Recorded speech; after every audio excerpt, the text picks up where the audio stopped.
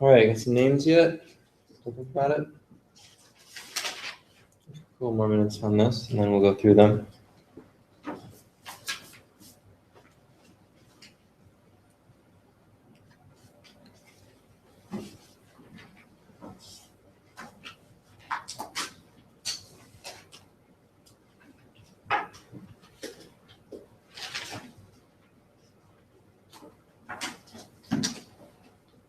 Yep. Is the first one potassium?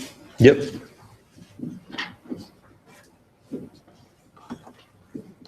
All right. Everybody hear that? The first one is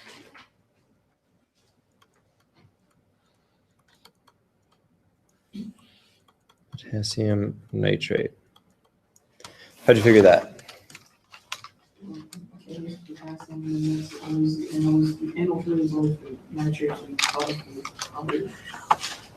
Right. So K is potassium and NO3 is nitrate. Remember, we have to know those polyatomic ions because it's not going to be nitrogen, oxygen, or nitrite oxide. Those sorts of things don't really exist. Yeah. I just want to clarify. Yes. So pretty much as long as it's in an A group, we don't have to worry about the Roman numerals, right?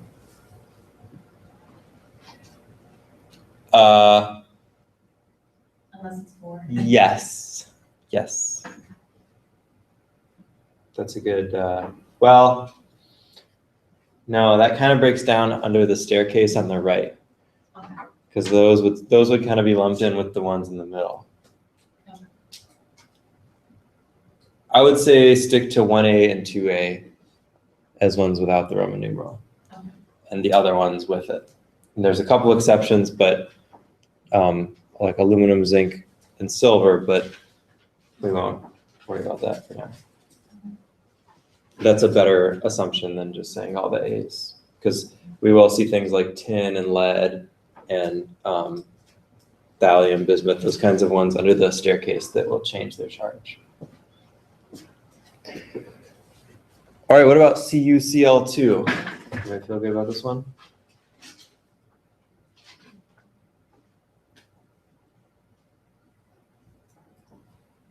Can I go check? Is it copper chloride? Copper chloride. Okay. Some people are going like this. What does that mean?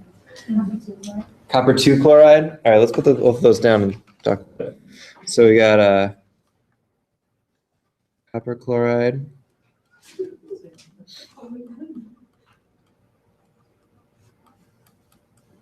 Copper 2 chloride. Well, the copper's right, the chloride's right, but now we have to decide whether or not we need this 2 in parentheses in there. How do we make that decision? Well, since chloride normally has a negative, or no, I'm sorry, +1. Wait. Which one is it? either a minus or a plus, but since there are two of them, then wouldn't that mean that the copper has to have a charge of 2? Yes. So it's minus. So chloride has to be -1. Okay. And if you don't remember that, you can look at the periodic table and see that it's in group 7, which means it has 7 valence electrons and wants 1 more to get 8. That's the octet rule. So it wants to get 1 more electron, which makes it -1. So that gets you 2 chlorides, each with a -1 charge. And that tells you that the copper has to be +2 to offset that.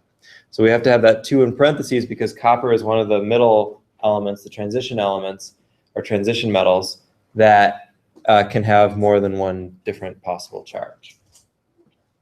So we have to keep that in mind, and that therefore we should need the 2. We should use the 2. Yeah. Because if we can have different possible charges, meaning that metal is not in column 1A or 2A, then we should have the charge denoted in parentheses. All right, so this next one, barium phosphate, is one where you don't see the parentheses because barium is in that second group, 2A, down near the bottom of it, BA. So what does that make this formula look like? Can I get this one? Well, let's put down our pieces here first. Barium is going to be BA, and what's the charge on that? +2. Right, that's got to be +2 because it's in that second group. 2A +2. And what about phosphate? What's phosphate? Right, PO4 3-. So we've got both of the ions with their charges. Now we just need to figure out a way to balance the overall charges. So how do we do that? How do you balance a +2 and a -3 so that you have 0 overall? Right, 3 of these is going to give you +6, and 2 of those is going to give you -6. +6 -6, there's your 0, or there's your 0. So our formula is going to look like BA3 PO4 2.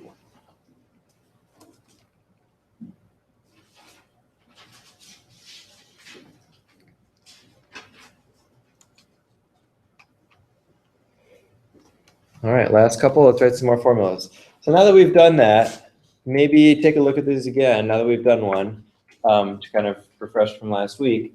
See if that changes how you would do copper 1 oxide. So think about getting those ions down there, and then how would you balance them out to get a neutral formula overall?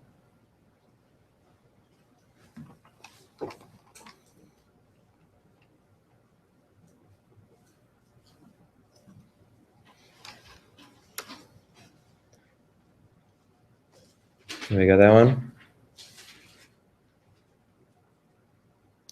What do you think?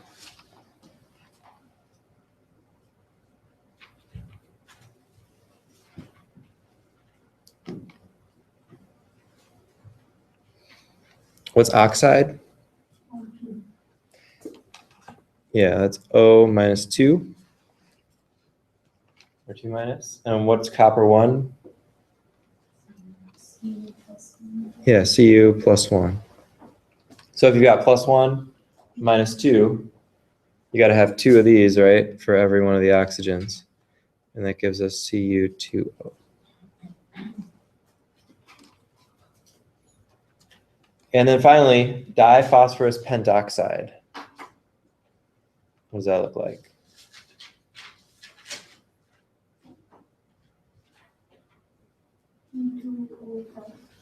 Right, P2O5. That's one of those covalent compounds. We don't need to worry about charges or balancing anything out. We just put however many of each type of element is there. And that's it. So 2 phosphorus, diphosphorus, and pentoxide, 5 oxide. And that's the formula. All right, so keep practicing these. We'll be almost, well, when we get these, then we'll be ready to start putting them together and making chemical equations and chemical reactions. So we'll start that next week. So that said, let's talk a little bit more about what actually is happening with electrons in a covalent compound like this.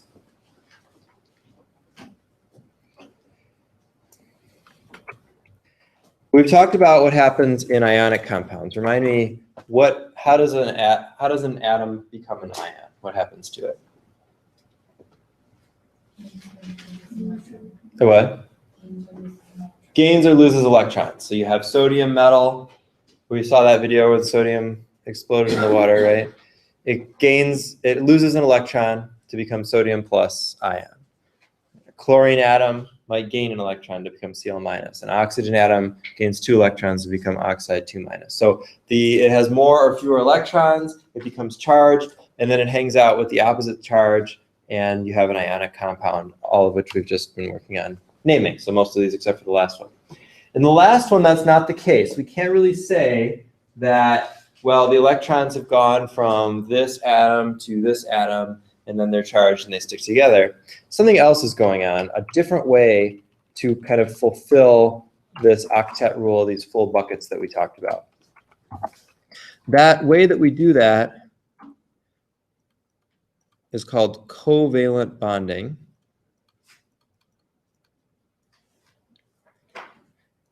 And the things that are involved in that are often called molecules. They're individual units. So you may have heard the word molecule or molecules used kind of generally to refer to any chemical compound. That's actually not quite right. Molecules refer specifically to covalently bound discrete groups of atoms. So it's not just anything. Sodium chloride is not a molecule. That's an ionic compound. That's different. Molecules don't have ions. Molecules are held together with this other force called covalent bonding. Anybody know what that word covalent might mean or might come from? Yeah, sharing specifically valence electrons. And of course, like cooperate, right, doing things together. And then valent is valence, so sharing valences together. And this is another way that atoms can fulfill their electron, however many electrons they want to have. So for example, let's look at hydrogen. We'll draw a hydrogen atom just by saying H. And how many valence electrons does hydrogen have? Just one, right? Up there and one. It only has 1 electron, so that's its valence electron. So a neutral hydrogen atom has 1 valence electron. How many electrons does it want to have? To have a full bucket? 2, so 1 more, right? Or it could lose that 1 and have 0, and that's okay too. But if it gets 1 more, one way we know to do that is to transfer the electron and make what would be a hydride ion, an H minus. But there's another way to do that. It can get another hydrogen atom with its 1 electron, and they can share those electrons together. And when we say share, what we really mean is that the atoms can get close enough to each other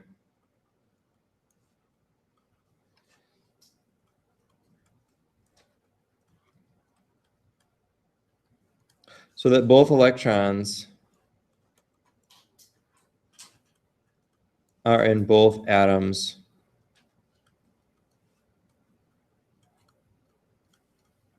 valences. So those, remember, the electrons kind of are way outside the atom. But if the atoms get close enough together, there's some overlap. And now those electrons can exist in both valences instead of just in one. So if you have that situation, you can count those 2 electrons for both atoms because they're in both of their valences. So we would say both of those hydrogen atoms now have a full valence. There's a couple ways to express that. One is just to kind of leave those dots there. Having them in between like that indicates that they're being shared. And this is called a Lewis dot structure.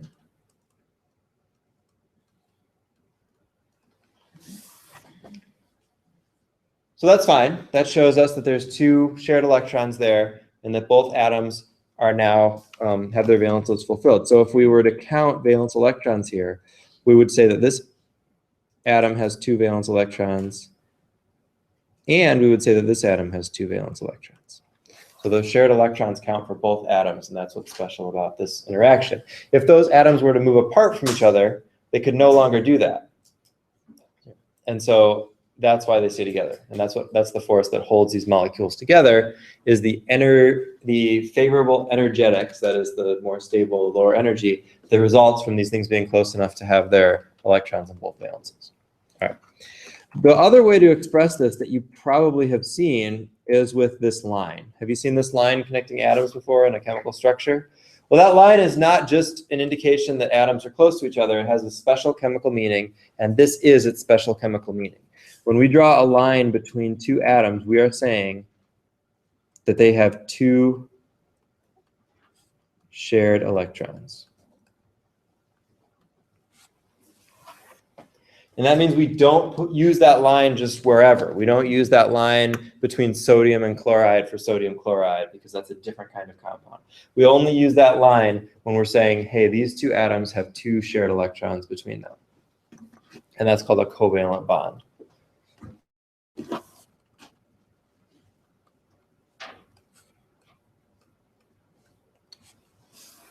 Now, it doesn't have to be just hydrogen, of course. There's lots of different atoms that can share electrons in this way and form these structures. And one way you can try to build these structures is through this idea of drawing the electrons on the atoms as dots and then figuring out how to get the dots together to fill them all up.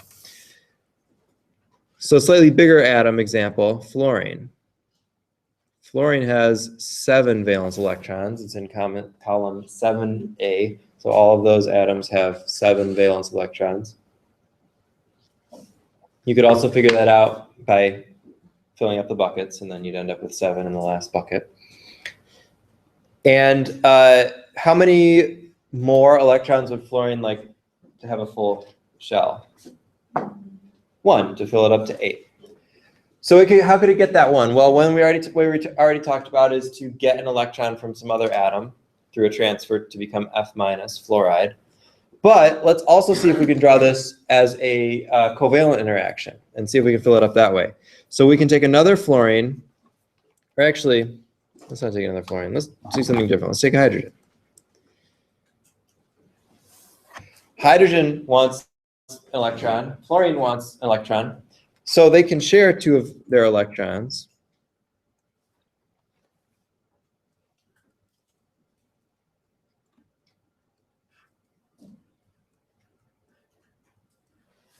And make a structure like this.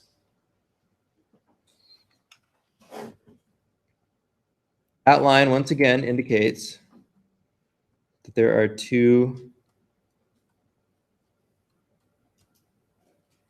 shared electrons. And then these things over here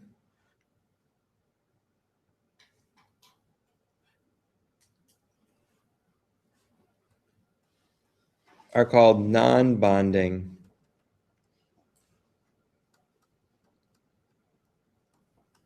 electrons, or sometimes lone pairs, short for lone pairs of electrons. So they're alone, they're by themselves, they're not shared with anybody. Those electrons are kind of sitting on the fluorine and not involved in bonding. When you count this compound then, how many electrons would you say fluorine has in, how many valence electrons does fluorine have in the FH or HF compound? Yeah, then we'd say it has 8, because we can count both of those electrons from that bond. So we can say 2 here, 4, 6, and then we count both of those as 8. Then we look over at hydrogen and we'd say, how many electrons does hydrogen have? Well, hydrogen has 2, because we count both of the ones from the bond. So that's how a covalent compound works. All right, see if you can do this now. What is the molecule for oxygen? Does oxygen just hang around as individual oxygen atoms? It doesn't. What is it? It's O2. It's O2, which means that 2 oxygen atoms want to come together and bond and form an oxygen molecule. So see if you can come up with what we call a Lewis structure, which is this, what we've just been doing, for the oxygen molecule, so that 2 oxygen atoms can be connected, and each oxygen has 8 electrons. And when you first try it, you're going to run into a little problem. See if you can come up with a solution for that problem. So try it, draw the dots on the oxygens, put them together, and see if you can get them to share electrons so that they each have the right number of electrons, which is 8.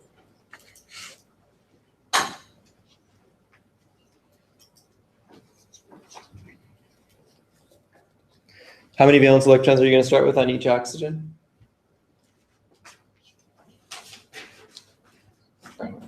6, right.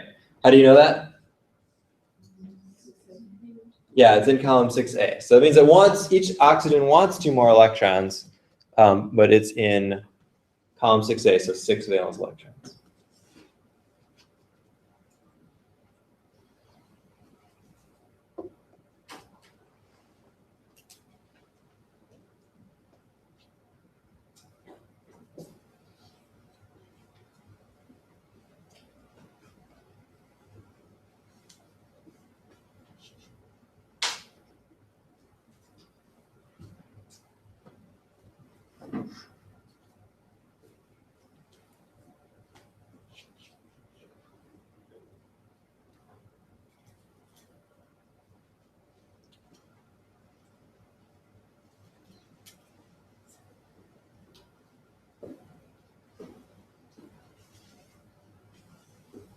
Anybody run into this problem yet?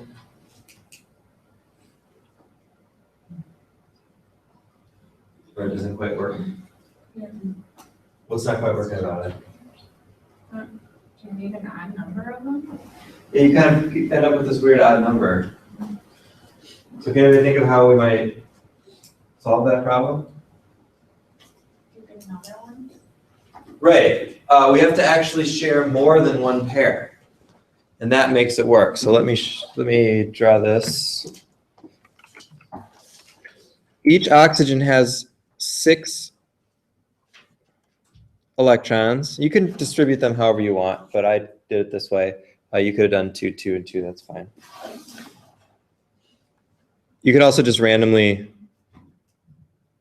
kind of put them around the atom. I like having them in little pairs because it's easier to account for them. It makes it pretty obvious which ones are missing, how many are missing if you do it that way. So we've got our 2 oxygen atoms, and if we share one pair, we end up with this kind of a structure.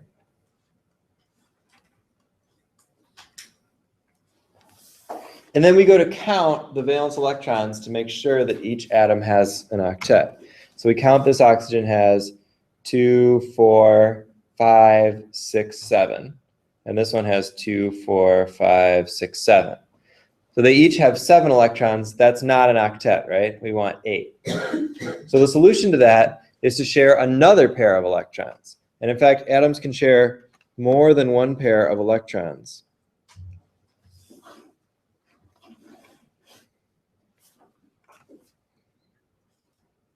If they share another pair, we have to make another line. So instead of just one line, now we're going to have 2 lines. Each line refers to 2 shared electrons. So we've got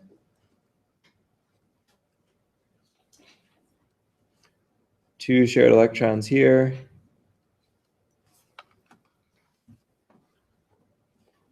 And 2 shared electrons here.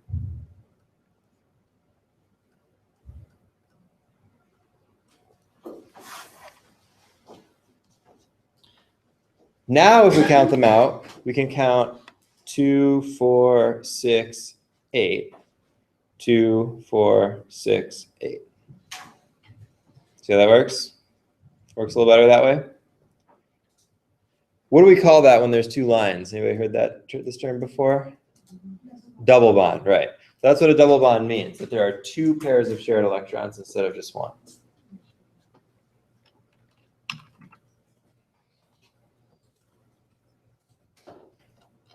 Let's give ourselves a little more room.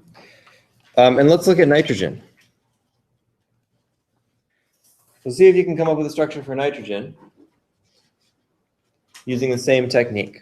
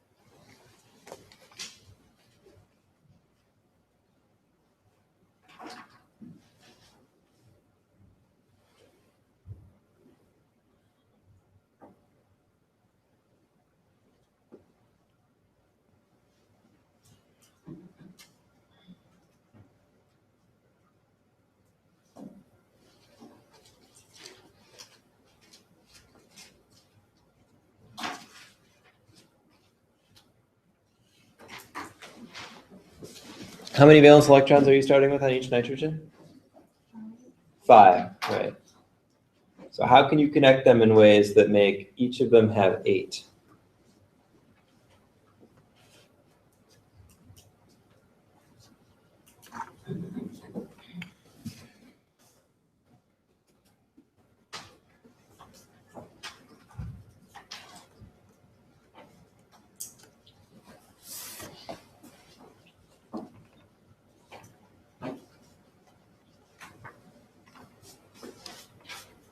Anybody come up with a way to make it work? You share 3 from each.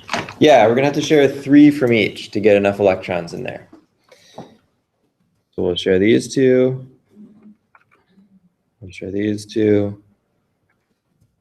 We'll share these 2. That leaves one unshared pair, one non-bonding pair, or one lone pair on each nitrogen. So that product looks like this.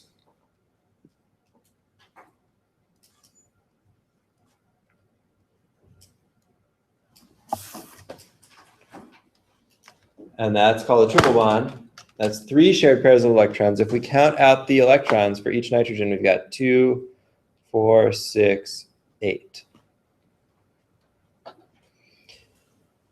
And this is N2, this is nitrogen gas, the gas that's in the air. So there's a certain number of elements that always do this, specifically because of this reason. The individual atoms are not stable by themselves because they don't have enough electrons. So instead, they come together and make molecules. These are known as the diatomic elements.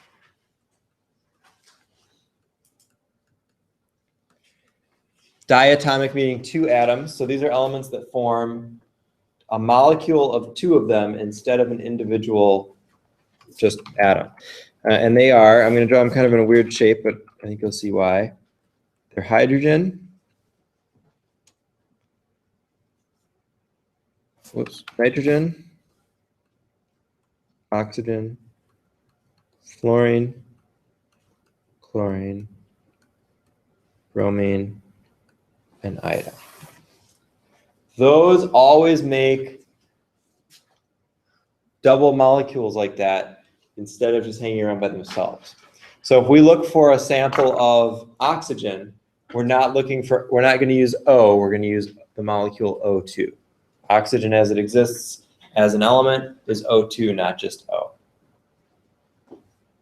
The reason for that is because those are all gases or easily formed gases, and they have that particular electronic structure that allows them to connect with each other to form these. Now, other elements also do things like this, but they kind of do it in different ways. So phosphorus can make P4, which is 4 of them. Sulfur makes S8, which is 8 of them. But it's most important that we know these. Now, why do you think I drew them that way? Yeah, that's how they are on the table. And that's kind of how I remember it, is just thinking about that shape. Hydrogen's kind of the weird one because it's way over to the left. But then if you imagine that kind of upside down L shape, then you can think about that those are the other ones, and that's kind of how you remember it, that those are the ones that come up as diatomic. So this is why.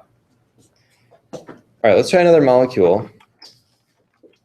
I want you to try CO. What's the name of that molecule, CO? Yeah, carbon monoxide. Poisonous gas that we have to be careful of when we burn things. It's formed from burning things, and we have to be careful that we don't get too much of that. So see if you can draw a molecule with this. And this kind of illustrates another problem that we can sometimes run into with drawing these dots and trying to put the elements together. See if you can figure out the problem and propose a solution.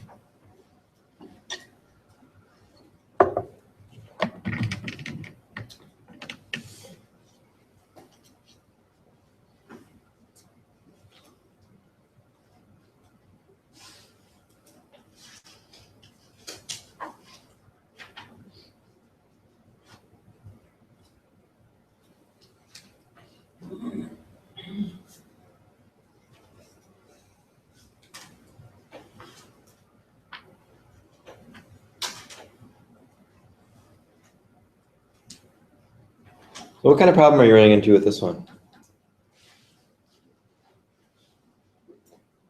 Did you run into a problem? Or just worked out all right?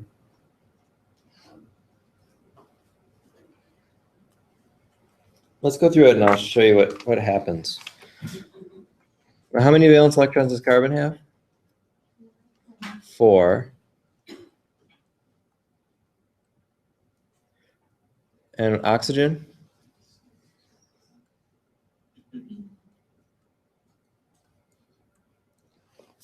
So we start the same way. We think, all right, oxygen wants 2 more, carbon wants 4 more. So let's share 2 and recount. So now oxygen has 2, 4, 6, 7, and carbon has 2, 3, 4, 5. So we're getting closer, but there's still not enough. So we say, all right, well, let's share more.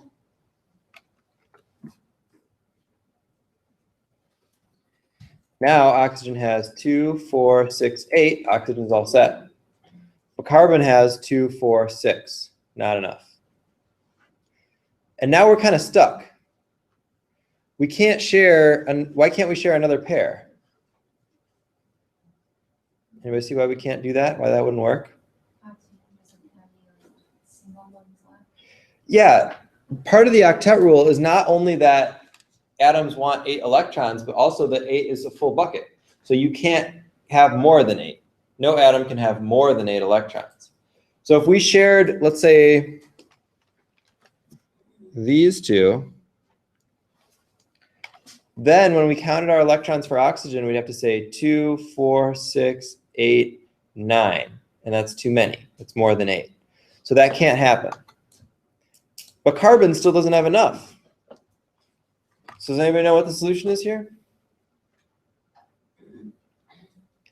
It kind of shows a limitation of this method. There's a better way to come up with these structures than putting the valence electrons on the atoms as dots and then just kind of sticking them together.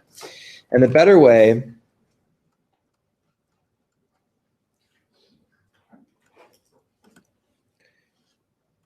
is to pool the electrons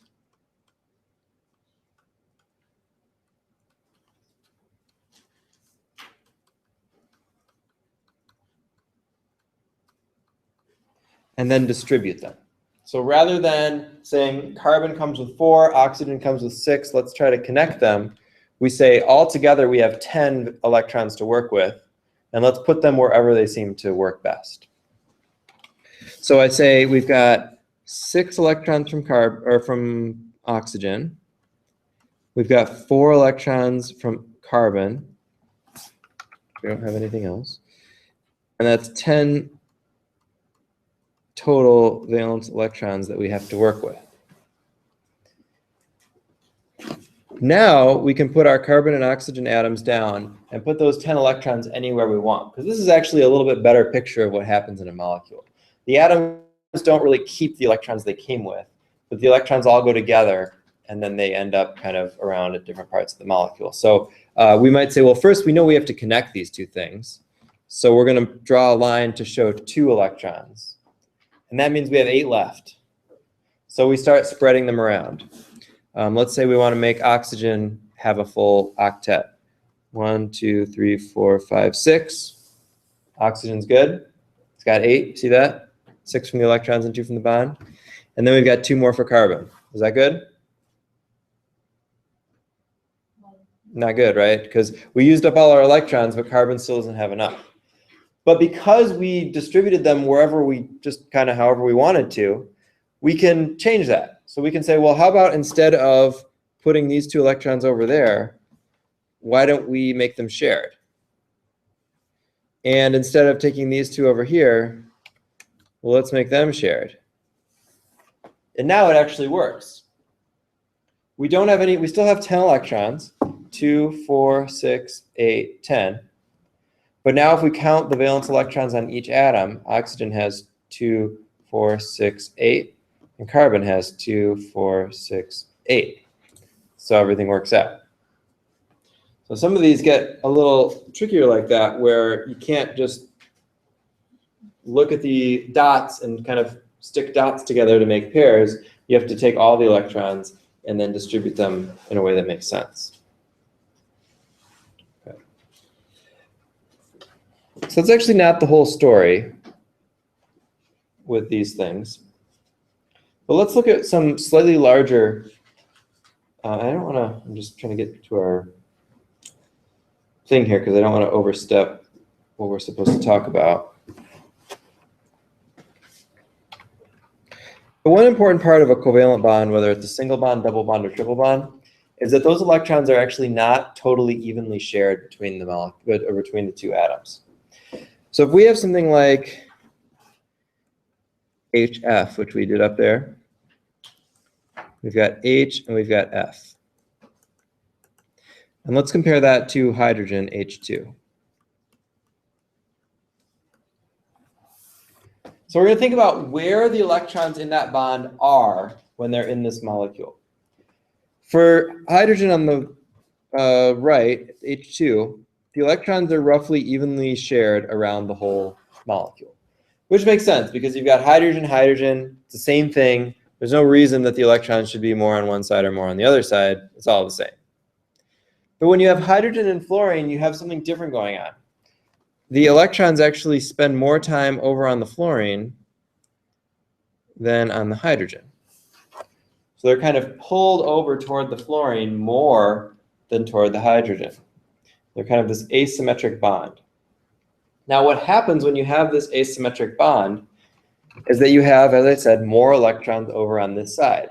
So what do you think that does to your charges? If you have more electrons somewhere, what happens to the charge where there's more electrons?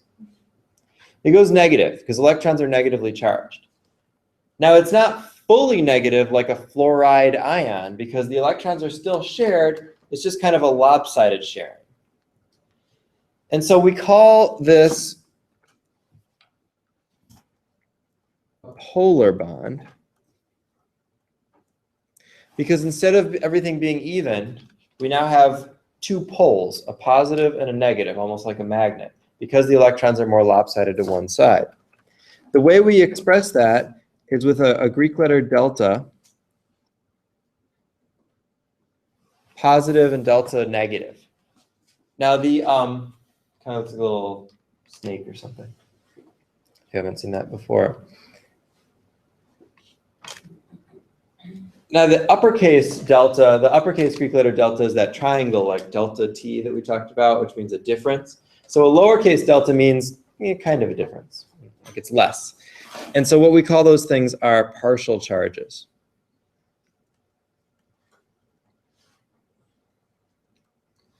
And that means that the electrons are over by the fluorine, making the fluorine part kind of partially negative and making the hydrogen part partially positive.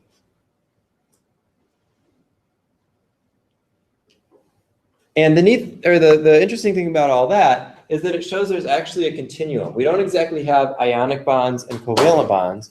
We have ionic bonds, then kind of stuff in the middle, and then purely covalent bonds. So there's a continuum, there's a range.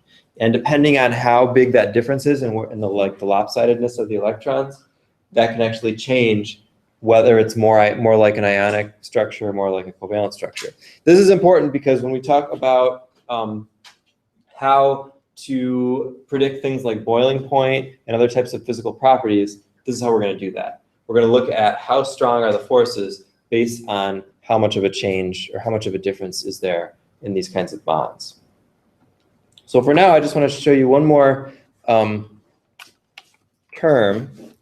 It's kind of the way that we decide this, the way that we figure this out.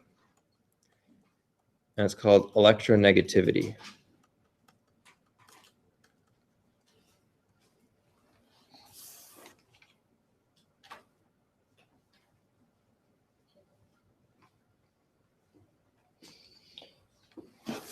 The electronegativity is the ability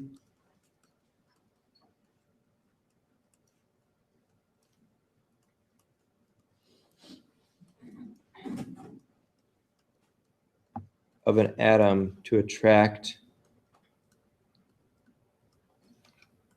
electrons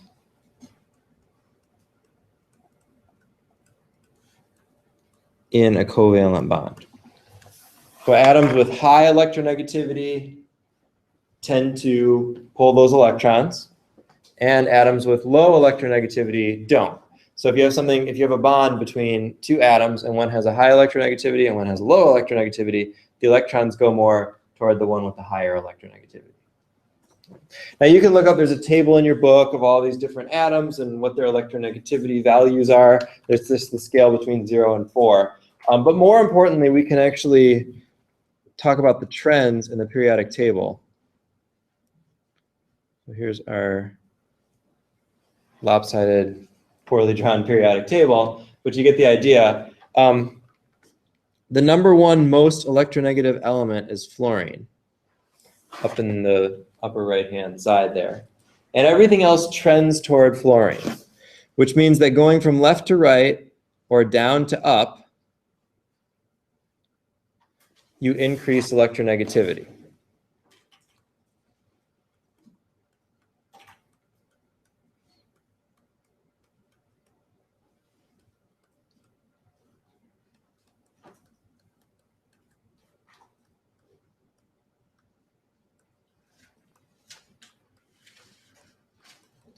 So we're going to increase electronegativity as we move toward fluorine.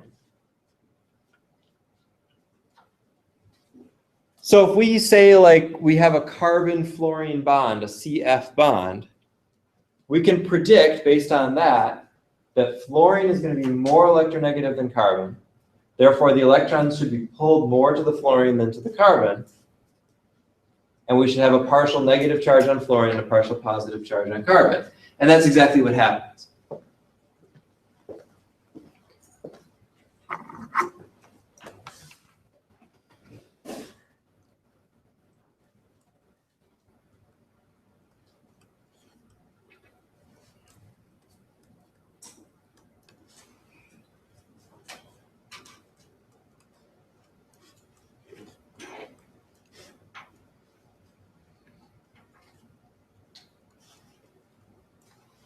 Here are a couple structures, two of which we looked at, one of which we didn't. But just looking at the bonds themselves, which of those three bonds are polar and which are not, based on this idea? So which ones have this separation, this partial separation of charge, and then which ones don't? Anybody see the one that does or doesn't? Based on that difference?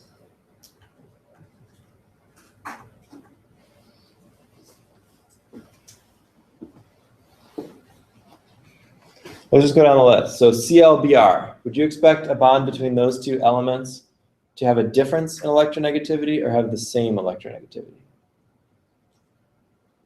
Same? Is it same? Same? Why same? Because they're in the same group. All right. So electronegativity is the same in the same group?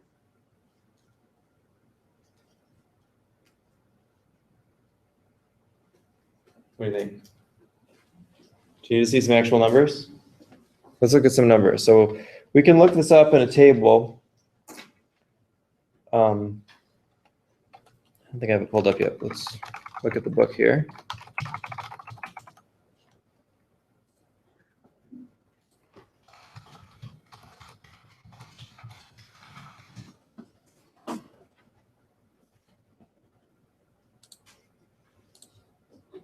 Sorry, I didn't have it set on the right thing yet. There's a nice table of this on page 189.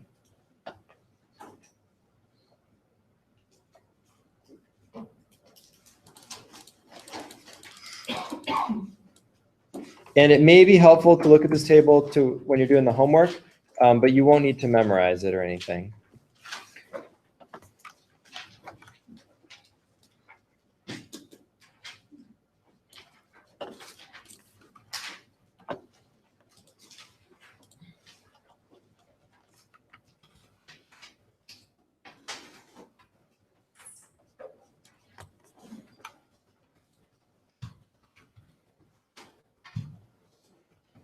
I want to put it on another page. Okay, there we go. There are the actual numbers of electronegativity, and you can see how the trend works. Electronegativity increases as you're going across, decreases as you're going down, or the way that we set it up here, increases as you go up toward fluorine. So if you look between Cl and Br, there is a slight difference, and we would expect that to be polar based on that idea. What about between O and O? Is there a difference in electronegativity? No, because it's the same thing. So we would call that a nonpolar bond. And what about CO?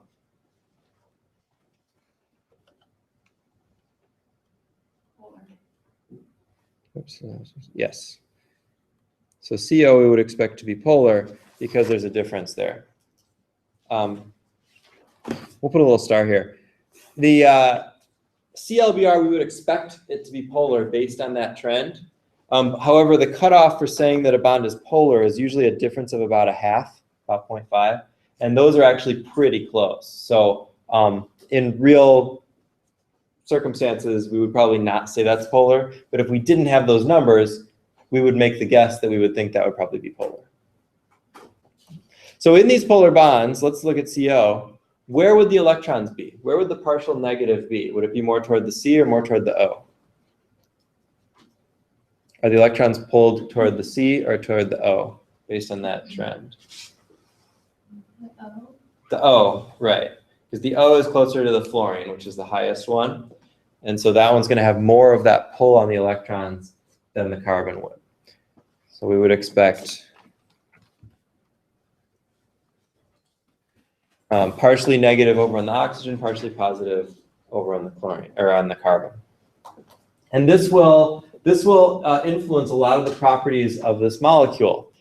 So if you, as we get in later in the semester, we're going to talk about organic chemistry, or if you go on and take organic chemistry, a lot of what you do in that class is going to be looking at molecules like this and deciding how the different polarity parts match up and how that actually causes chemical reactions and how we can predict what chemicals will do to each other based on simple kinds of things like this. And it really does work that way.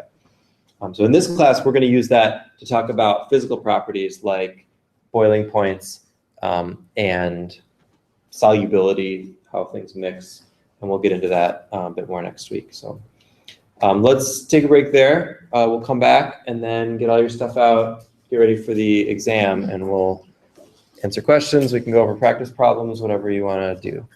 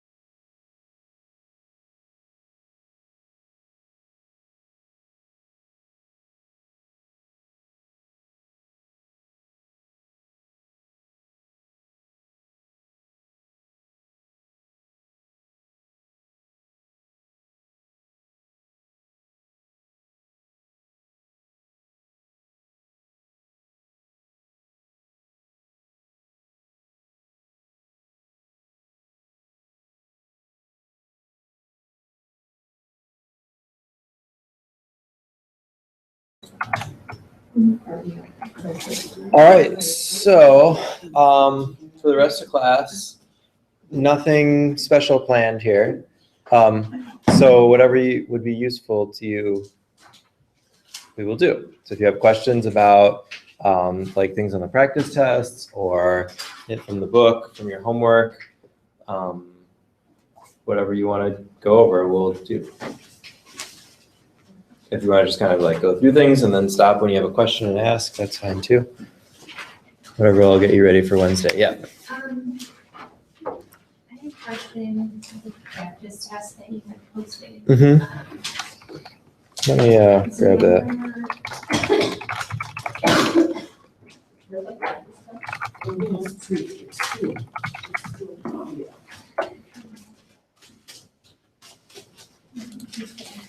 I got like the one that was on like all the exams or whatever.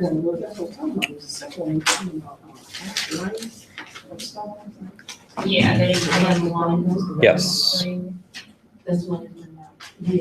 So one just word of warning with these practice exams. People always really like practice exams, which is great, and I'm glad you have a chance to take a look at them. But every semester is a little bit different. Our pacing's a little bit different, what we have gotten done, what we haven't in terms of chapters. And then an exam is, it can't take forever. So it's written to take we have like 3 hours for our exam on Wednesday. And I write this exam to take an average of about an hour and a half or so. So there's plenty of time for people who are a little bit slower. So it's not going to be everything. So going through a practice exam is not a great way to study. It's a good way to check yourself and make sure that you've got this stuff all right. Really, the homework is the more comprehensive review. But these are there, for you to use, and please do so. So what were your questions about these? I was just wondering, and maybe it's not even applicable, but number 13. Yes. I was gonna say bromine for that answer, but then it's not a gas. Right. So, like, it has chemical properties similar, but not physical. So what would be the closest? It actually kind of does. Like bromine is a liquid, but it's like a fuming liquid, so it's sort of a gas too. Oh, It forms a gas very easily. But you're on the right track. I think you're overthinking it a little bit. okay. The main idea is just that elements that are in the same group tend to have similar properties. That's what I figured. But I didn't Whether it's the alkali metals or what, while exploding with water or whatever, they tend to have similar properties in the same group. So that's what that was asking about. Okay. Yeah.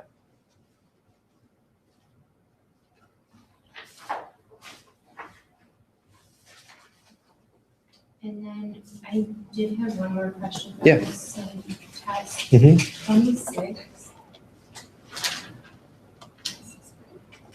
So I was good with like drawing the diagram for sulfur, and then in terms of drawing maybe more, the same number.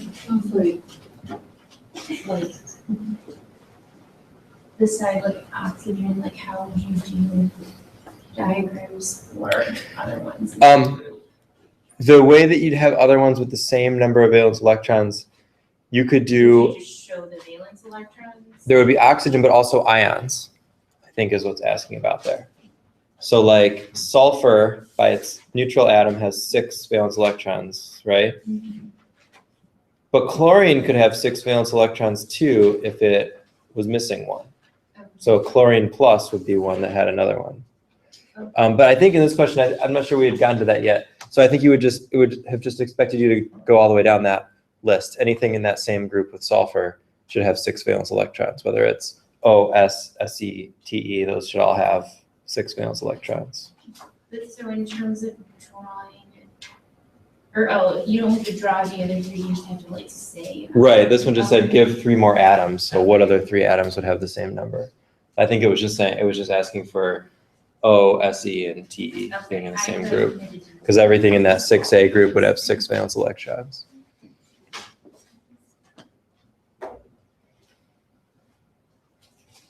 Could you go over Mhm. endothermic and exothermic one more time? Yeah. It's not answering the question. Right. Yeah, let's talk about that. So endothermic, you can describe as taking in heat, and exothermic is giving off heat. Well, on the quiz, Mm-hmm. with when the snow melts on the ground or Right. whatever, you said that was, Endothermic. endothermic? Yeah, so that's where these things get, when we're talking about like a chemical reaction, it's usually kind of obvious. If it gets hot, it's exothermic. If it gets cold, it's endothermic. When we talk about the phase changes, that's where it gets tricky, like going solid to gas or liquid to, those things. And the way I think to think about those is this something that you would be, if you were heating this thing, would you have to heat it to make this phase change? Or would it have to get colder to make this phase change? So if you're talking about snow melting, do you have to heat snow to make it melt? Or do you have to cool snow down to make it melt? Heat it, obviously. So that means it's endothermic because you have to put heat into it. You see how that works? You put heat in and it melts. The reason that gets turned around in our brains is because we think, oh, it melts when it's warm out, so that must be exothermic because it's warm. But it's really the opposite. You have to put the heat in, you have to heat it up in order to get the phase change to happen. And that makes it endothermic. Yeah.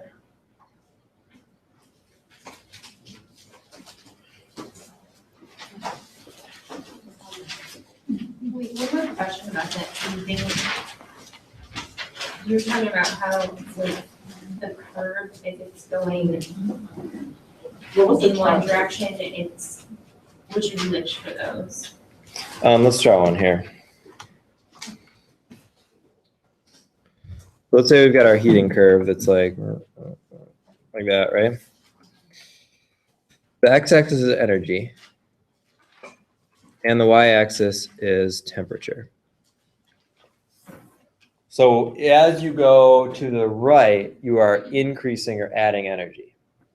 And as you are going to the left, you are decreasing or giving off energy. Another way to think about that is that this direction is endothermic, and this direction is exothermic.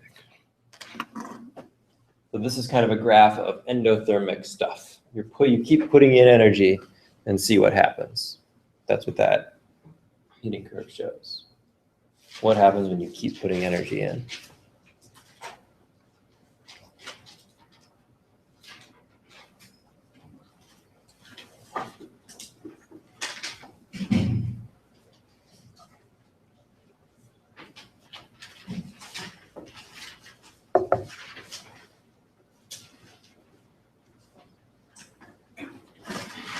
One question, so this test on Wednesday Yes. will include everything, including the things you just talked about earlier? No.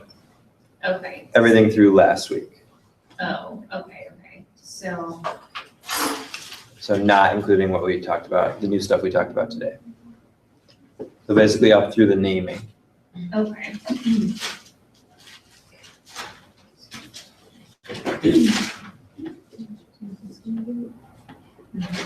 So we have to know how it's on okay. Yes.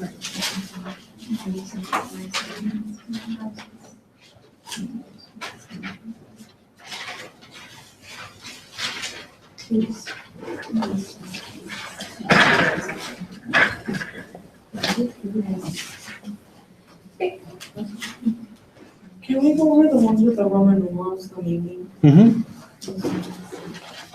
Yeah.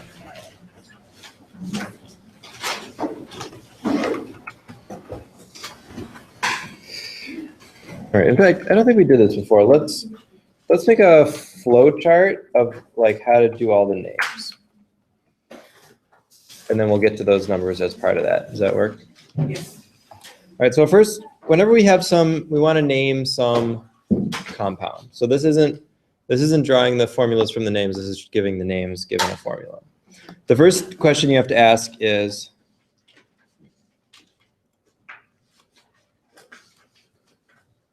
is it ionic or covalent? Because that tells us what kind of naming rules we're going to use. And how do we tell if it's ionic or covalent? What's the key for that? What do we look for? But Well, when I did sharing, right, but if we just see a formula like MgF2, how would we know if it's ionic or covalent? Is it charged ion? Yeah, we're looking for charged ions, and so specifically, we're going to look for a metal.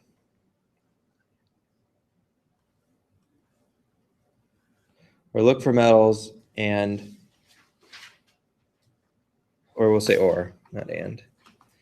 Look for metals or polyatomic ions. So if it has a metal in it, we're going to assume it's ionic for our purposes of our names. If it has one of those things from the left side of the periodic table, we're going to say this is ionic, and we're going to use the ionic names. If it doesn't, it doesn't. The exception to that is if it had polyatomic ions like NH4+, that's not a metal, but that's still ionic. So if we have a metal or we have polyatomic ions, we're going to go to the ionic route, which we'll say is over here. If it doesn't,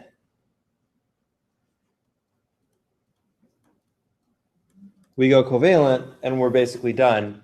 We just have to name it with the prefixes. So we'll say name with the prefixes like the one we did earlier. Diphosphorus pentoxide. Once you know it's covalent, you can use those prefixes and write down the name.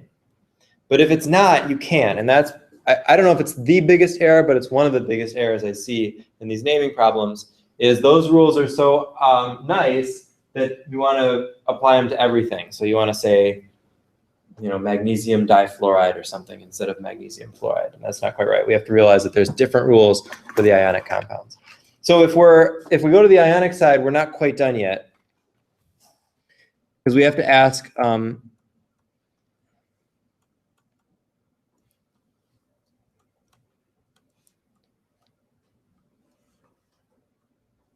does the metal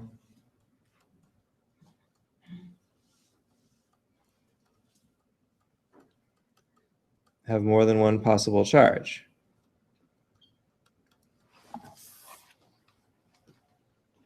And that means, is it in the middle, in the kind of broad middle, under the staircase, but not in 1A or 2A?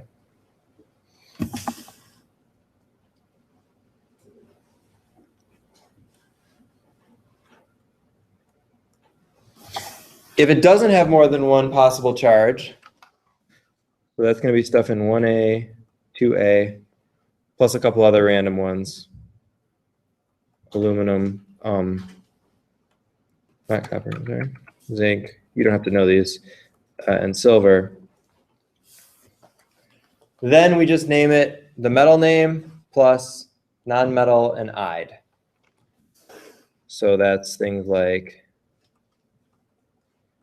sodium chloride, no numbers in parentheses.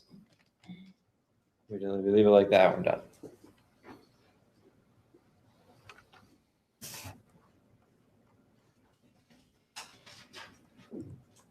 So no parentheses type stuff with the Roman numerals. If the metal does have more than one possible charge, that's when we do that. And the name's going to look like this. It's going to be the metal, then the positive charge in parentheses,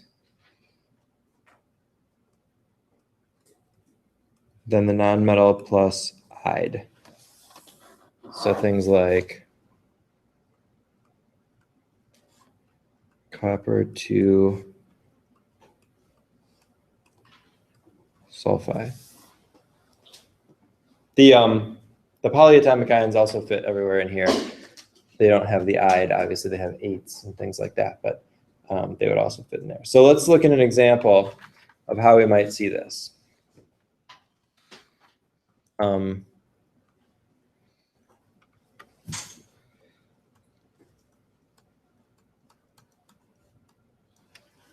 COOH3. You first ask, is it ionic or covalent?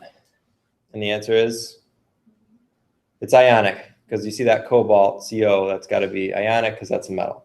So we go over to the left side of the flow chart. Does that metal have more than one possible charge? It does, because you find it right in the middle there. So that means we're going to need to figure out the charge and then put it in parentheses. How do you figure out the charge? Yeah, you have to balance it from the ions, the ions that you do know. The hydroxides, what's the charge on hydroxide? -1. You got to know that from the list. And there's 3 of them. So if there's 3 -1 hydroxides, what does the cobalt have to be to balance those out to neutral? +3, right. So that means we're going to call this one cobalt 3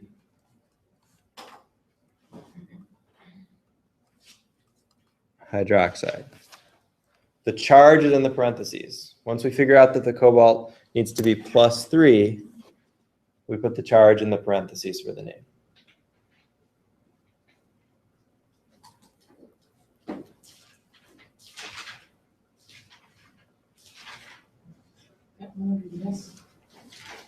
What? Yes.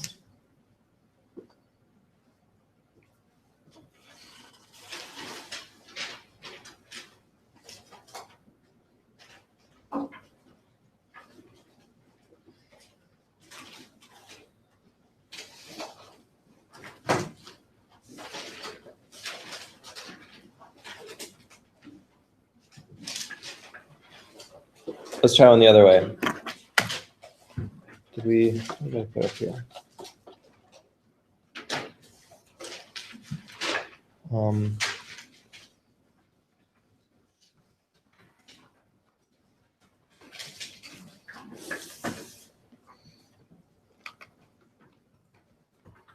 There's one more here. You don't have to know that. I just wanted to be complete.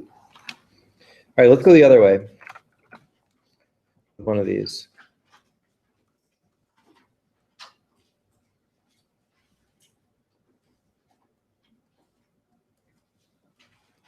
Titanium 4 oxide.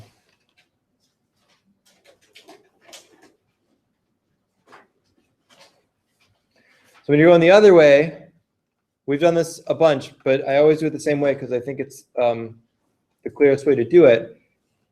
Draw the ions out and then figure out how many of each you need to balance. So when we draw titanium 4, what are we going to draw? Anybody know the symbol for that?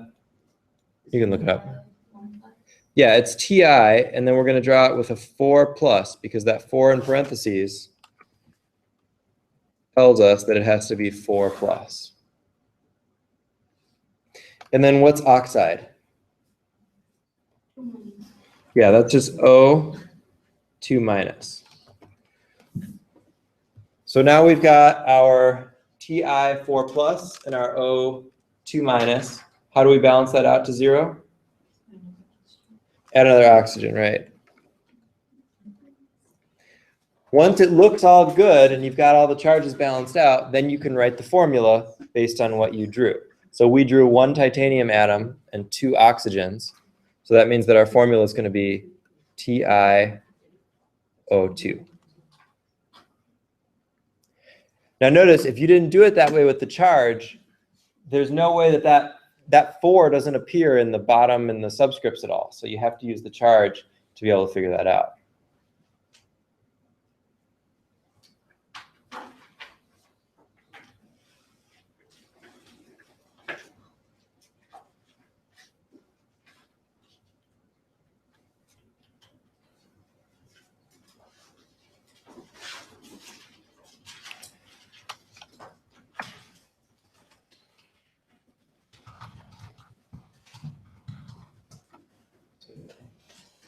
All right, what else are I talking about?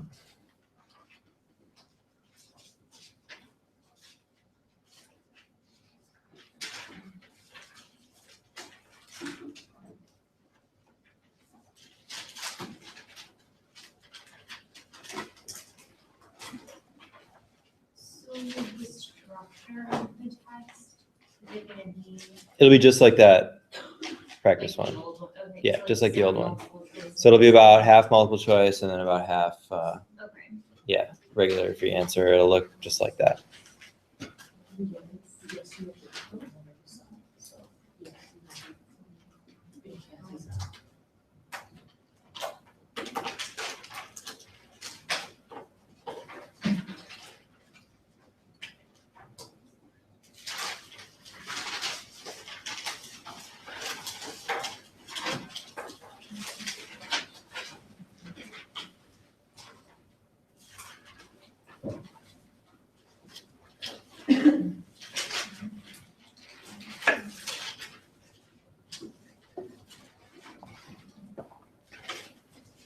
Did you say last week, that there would not be any of those two-step problems? Right. Yes, there will not be. So we're gonna use that heat equals mass times change in temperature times specific heat, right? No, No? no, that's not in the course objectives, so that won't be on the test. You recommend just going through all the course objectives, then like besides the one, but just making sure you can. Keeping in mind that the latest one, we haven't made it all the way through yet, but yeah. Just in case so that I know, we're going to use one these specifically, right? Mhm. The K-Cal one where you're doing the carbohydrate, fats, and protein. Right, And the density one. right. And manipulating back and forth. Right.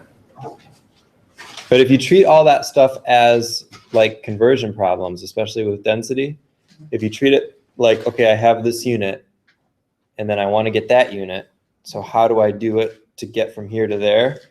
Then you don't need to remember a bunch of different formulas. You just need to track the units and and keep them straight. But however it's working for you to do those problems, go for it that way. We can go through those objectives and take a look at those now. If you haven't looked at those in a while, let's take a look through and just kind of stop me if there's something that sticks out at you. All right. So we'll start with measurements. Make this bigger here.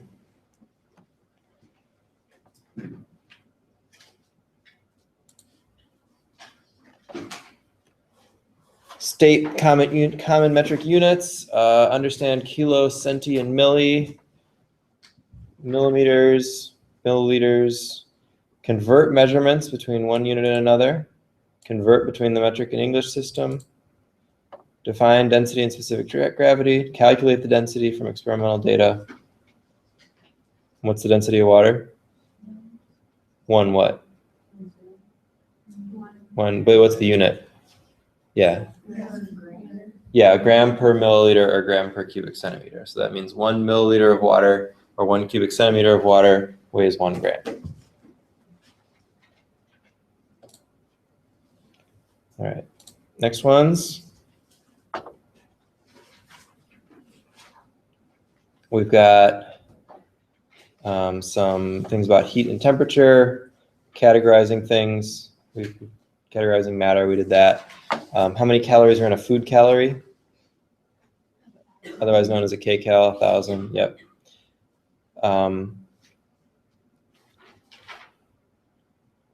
Boiling and freezing point of water, normal body temperature, physical states of matter, melting, heat of fusion, boiling, heat of vaporization. Convert among Celsius, Fahrenheit, and Kelvin scales. I will give you the formulas for those. You would just need to know how to use them for Kelvin or for Celsius and Fahrenheit. How do you get to Kelvin? Add 273, or yeah, subtract 273 from Celsius. Or no, you're right, add 273 to Celsius. Yeah. It's always bigger than the Celsius because it starts at 0. And then the stuff about heating and cooling curves. All right, atoms and elements, pure substances and mixtures, element, representative groups, metals, nonmetals, metalloids, all those different categories that we talked about in the periodic table. We didn't talk about this. This is not on the exam, but What are the four most common elements in the human body? What do you think? Carbon, hydrogen, oxygen. Yeah, something like that. Nitrogen's in there too. I don't actually know the answer to that. Let's look it up.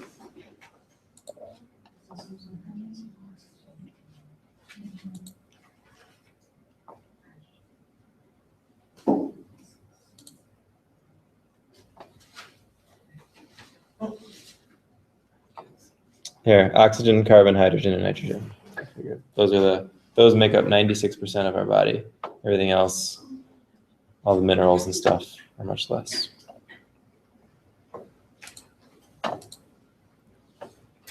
Structure of an atom, right? Protons, neutrons, and electrons.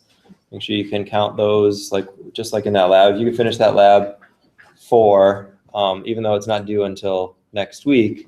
Go through and if you can count up the neutrons and protons and things like that, you should be good with that. Mass number, isotopes, atomic weight. Describe the quantum mechanical model. We didn't really go into the quantum mechanical model except to say that that's kind of like what our buckets are talking about, that there's not these circle orbits that the electrons spin around the atom in, rather they're just kind of in these different levels. That's kind of the basic idea of that quantum mechanical model, that there's these individual energy levels that they exist at. Electron configuration. If you want to draw that in buckets, because that's how we've been doing it in class, that's good. If you prefer the circles like in the lab, that's fine too, however you want to draw that. The point of doing that is so that you can figure out the number of valence electrons, because as you've seen now, it's important to know the number of valence electrons so you can figure out charges and you can figure out bonding behavior and all this other stuff. And then the last one, this is a long one, but remember, we didn't make it all the way through this yet. So valence electrons, octet rule, ion, cation, anion, ionic bond, ionic compound. Find the ions, basically the common ions that we've been dealing with. The polyatomic ion, here you've got these 7, ammonium, carbonate, bicarbonate, hydroxide, nitrate, phosphate, and sulfate. So make sure you know the name, formula, and charge of those ions. The Roman numeral, write formulas from names, write names from formulas, including polyatomic ions. And then the stuff we did today, the electron dot diagram, the covalent bonds, all that stuff, judge attractive forces. We haven't done that. None of that stuff will be on the exam.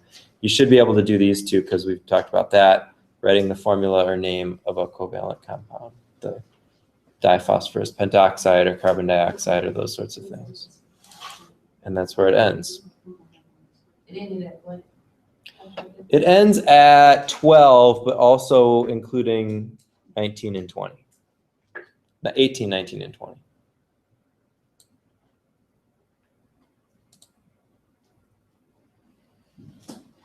The other stuff will be next time.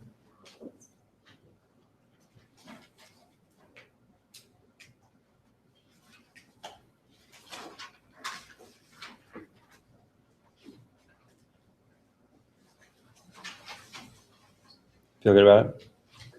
Good.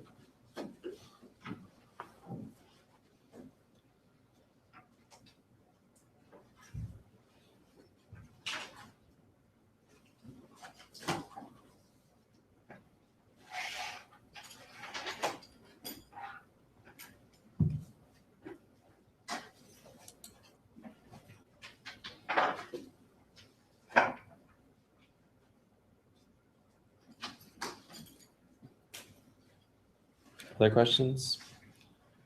Problems you want to go through? Just sit here and stare at each other for an hour?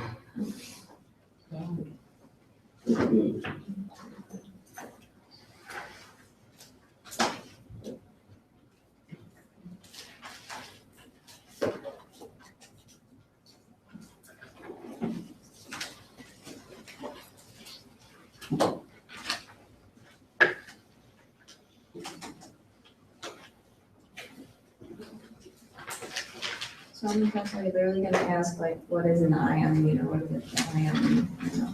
It's just gonna be like. yeah. Yeah, I would probably just use those terms, and so you would need to know Okay. what they mean. There are a couple of questions that are pretty, not that exactly, but like pretty simple, just like what is this thing? Yeah.